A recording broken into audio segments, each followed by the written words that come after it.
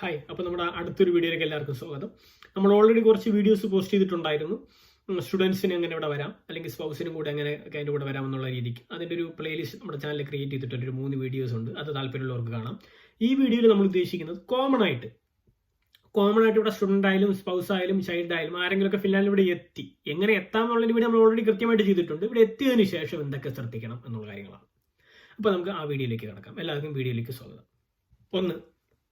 ഞാൻ ഓൾറെഡി സൂചിപ്പിച്ചിരുന്ന പോലെ നമുക്കൊരു അക്കോമഡേഷൻ ഇവിടെ കിട്ടിയിട്ടാണ് നമ്മളിവിടെ എത്തുന്നത്. അതായത് നമുക്കൊരു അക്കോമഡേഷൻ ഇവിടെ ഉണ്ട്, അതിൻ്റെ ഒരു റെന്റൽ എഗ്രിമെന്റ് കാണും. ഓക്കെ, നമ്മുടെ കയ്യിൽ ഒരു RP കാർഡും കാണും, ഇല്ലെങ്കിൽ DVC ആയിരിക്കും കാണുന്നത്. RP കാർഡ് ഉള്ളവർ ഓക്കെ. ഇനി DVC ആണ് കിട്ടുന്നതെന്നുണ്ടെങ്കിൽ നിങ്ങൾക്ക് ഓൾറെഡി ഒരു മെയിൽ വന്നിട്ടുണ്ടായിരിക്കും മൈഗ്രിയുടെ ഭാഗത്ത് നിന്ന്. നിങ്ങൾക്ക് ഇവിടെ പോയി ആ ഒരു RP കാർഡ് കളക്ട് ചെയ്യാം എന്നുള്ളത്. അപ്പോൾ നിങ്ങൾ അവിടെ പോയി RP കാർഡും കളക്ട് ചെയ്യുന്നു. ക്ലിയർ.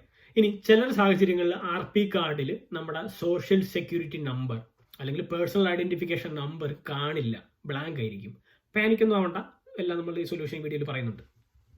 അപ്പോൾ നമ്മുടെ കയ്യിൽ എന്തായാലും ഇനിയിപ്പം നമ്പറുള്ള RP കാർഡ് ആയിരുന്നാലും നമ്പറില്ലാത്ത RP കാർഡ് ആയിരുന്നാലും നമ്മുടെ കയ്യിൽ RP കാർഡും പാസ്പോർട്ടും കയ്യിലുണ്ട്. Okay, clear. ഇനി നമ്മൾ ഫസ്റ്റ് സ്റ്റെപ്പ് ചെയ്യേണ്ടത്, നിങ്ങൾ ഇവിടെ ലാൻഡ് ചെയ്ത് പിറ്റേ ദിവസം തന്നെ പോയി ചെയ്യുന്നതായിരിക്കും നല്ലത്. കാരണം സ്റ്റുഡൻസ് ഒക്കെ ഒരുപാട് റഷ് ആയി കഴിഞ്ഞാൽ കിട്ടാൻ കുറച്ച് പാടായിരിക്കും. പോവേണ്ടത് നിങ്ങൾക്ക് ഓൾറെഡി മെയിൽ മെസ്സേജ് ഒക്കെ വന്നിട്ടുണ്ടായിരിക്കും. പോപ്പുലേഷൻ രജിസ്ട്രി എന്ന് പറഞ്ഞിട്ടൊരു സംഭവം, DVV എന്ന് പറഞ്ഞിട്ടൊരു സംഭവം നിങ്ങൾക്ക് വന്നിട്ടുണ്ടായിരിക്കും. നിങ്ങൾക്ക് പലർക്കും അത് അറിയില്ലായിരിക്കും. അപ്പോൾ നിങ്ങൾ ചെയ്യേണ്ടത്, നിങ്ങൾ എല്ലാ സിറ്റിയിലും DVV കാണും. നിങ്ങൾ ഫസ്റ്റ് ചെയ്യേണ്ടത് സ്റ്റുഡൻസിന് ആഴ്ചയിൽ 3-4 ദിവസങ്ങളിൽ അപ്പോയിൻമെന്റ് എടുക്കാണ്ട് പോകാനായിട്ട് പറ്റും. നിങ്ങളുടെ സിറ്റിയിലുള്ള DVVയിൽ നോക്കുക, അതിനകത്ത് വെബ്സൈറ്റിൽ കയറിയിട്ട്. പിന്നെ ഇവിടെ മിക്കൊരു കൾച്ചർ എന്ന് പറയുന്നത് എല്ലാ അപ്പോയിൻമെന്റ് എടുത്തിട്ടാണ് പോകുന്നത്. അപ്പോൾ നിങ്ങൾ നോക്കിയതിന് ശേഷം നിങ്ങൾ അവിടെ എത്തിയതിനു ശേഷം DVVയിൽ നിങ്ങൾ അഡ്രസ്സ് അപ്ഡേറ്റ് ചെയ്യണമെന്ന് പറയുക. നിങ്ങളുടെ RP കാർഡും പാസ്പോർട്ടും കൊടുക്കുക, ഫോട്ടോ കൊടുക്കണം.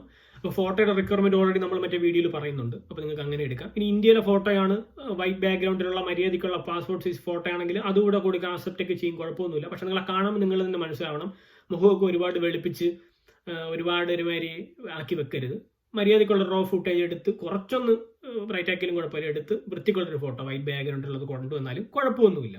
ഇനി അല്ലെന്നുണ്ടെങ്കിൽ ഫിൻലാൻഡ് പോലീസ് സ്റ്റേഷൻ പറയുന്ന ഒരു റിക്വയർമെന്റ് ഉണ്ട്, ഒരു ഗ്രേ ബാക്ക്ഗ്രൗണ്ട് ഒക്കെ വരുന്ന, അത് നിങ്ങൾക്ക് കൊണ്ടുവരാം, കുഴപ്പമൊന്നുമില്ല ഏതായിരുന്നാലും.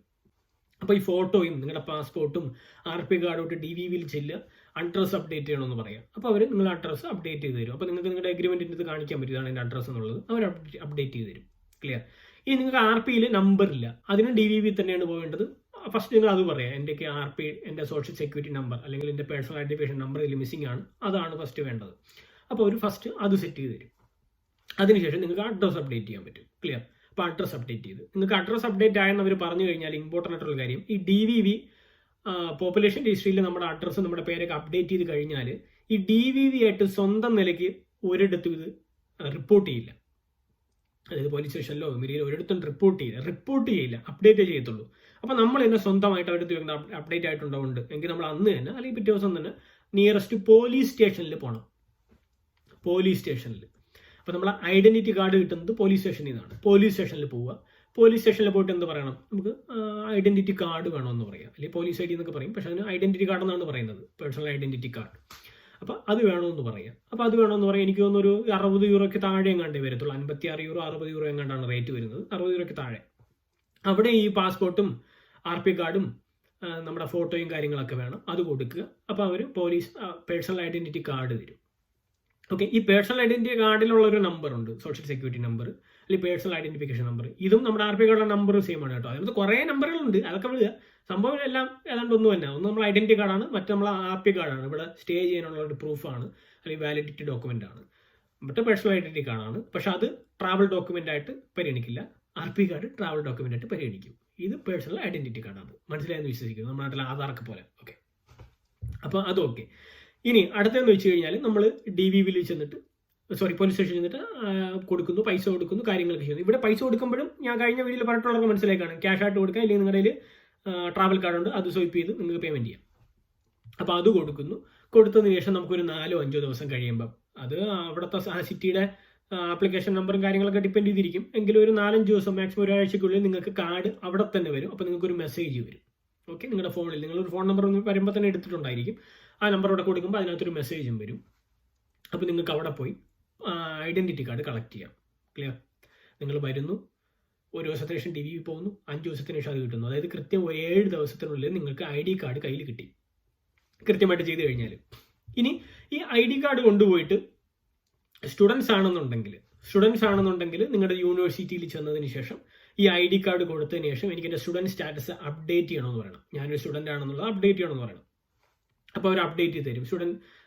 സ്റ്റുഡൻറ് ഓഫീസിലൊക്കെ പോയാൽ മതി, എല്ലാ യൂണിവേഴ്സിറ്റിയിലുണ്ട്, അപ്ഡേറ്റ് ചെയ്ത് തരും. അപ്പോൾ ഈ അപ്ഡേറ്റ് ചെയ്ത് കഴിഞ്ഞാലാണ് നമുക്ക് ഫ്രീ ആയിട്ടൊക്കെ സ്റ്റുഡൻറ് ID കാർഡ് എടുക്കാൻ പറ്റത്തുള്ളൂ. ഇല്ലെന്നുണ്ടെങ്കിൽ സ്റ്റുഡൻറ് യൂണിയനിൽ മെമ്പർഷിപ്പ് ഒക്കെ എടുത്ത് ആ ഒരു മെമ്പർഷിപ്പ് ID കാർഡേ നമുക്ക് കാണിക്കാൻ പറ്റത്തുള്ളൂ. കാരണം ഫിൻലാൻഡിൽ സ്റ്റുഡൻറ് ബെനിഫിറ്റ് ഒരുപാടുണ്ട്.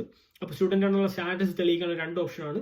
ഒന്നുകിൽ ID കാർഡ്, ഈ പേഴ്സണൽ ID കാർഡ് അല്ല, സ്റ്റുഡൻറ് ID കാർഡ്, ഇല്ലെന്നുണ്ടെങ്കിൽ student union membership ID card. Union മെമ്പർഷിപ്പിന് സെപ്പറേറ്റ് പൈസ കൊടുക്കണം, ഇതിന് പൈസ കൊടുക്കണ്ട. ഈ ID കാർഡ് കൊണ്ട് ഏതെങ്കിലും സ്വന്തം യൂണിവേഴ്സിറ്റി ചെന്നിട്ട് സ്റ്റാറ്റസ് ഒന്ന് അപ്ഡേറ്റ് ചെയ്ത് തരാൻ പറഞ്ഞാൽ മതി.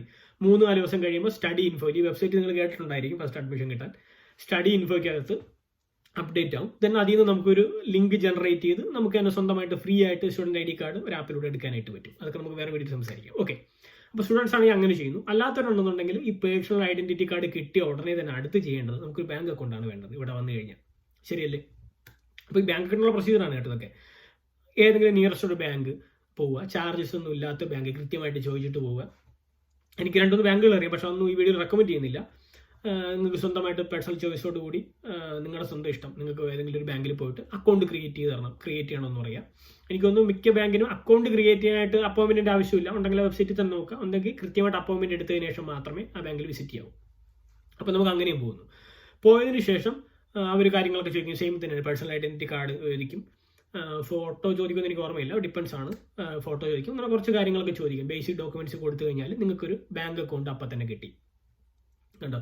ബാങ്കിന്റെ ATM card, main ATM card കിട്ടാനായിട്ട് 1-2 ആഴ്ച ഡിലേ വരും ബാങ്ക് അനുസരിച്ചിട്ട്. അപ്പോൾ നിങ്ങൾക്ക് എല്ലാ പ്രൊസീജിയറും കണ്ടോ കൃത്യമായിട്ട് ഫോളോ ചെയ്ത് കഴിഞ്ഞാൽ മാക്സിമം ഒരു മാസത്തിൽ തീരും. നിങ്ങൾക്ക് ഒരു 2-3 ആഴ്ച അല്ലെങ്കിൽ ഒരു മാക്സിമം ഒരു 1 മന്തിൽ നിങ്ങൾക്ക് ബാങ്ക് അക്കൗണ്ട് വരെ കിട്ടും. ബാങ്ക് അക്കൗണ്ട് കിട്ടിക്കഴിഞ്ഞാൽ ഇന്ത്യയിലെ അക്കൗണ്ട് ഇരിക്കുന്ന പൈസ നിങ്ങൾക്ക് ട്രാൻസ്ഫർ ചെയ്യുകയോ ചെയ്യാതിരിക്കുകയോ നിങ്ങളുടെ ഇഷ്ടമാണ്. കുഴപ്പമൊന്നുമില്ല. ബാങ്ക് അക്കൗണ്ട് യൂസ് ചെയ്തിരിക്കുക, അതും കുഴപ്പമൊന്നുമില്ല, നിങ്ങളുടെ ചോയ്സാണ്. അപ്പോൾ ഇങ്ങനെയാണ് നമുക്കൊരു ബാങ്ക് അക്കൗണ്ട് വരെ ക്രിയേറ്റ് ചെയ്യാനായിട്ട് പറ്റുന്നത്. അപ്പോൾ ഇത്രയും നമുക്ക് ഡൗട്ട്സ് ഒന്നുമില്ല, ക്ലിയർ ആയി. എന്തൊക്കെയാണ് പ്രൊസീജിയേഴ്സ്?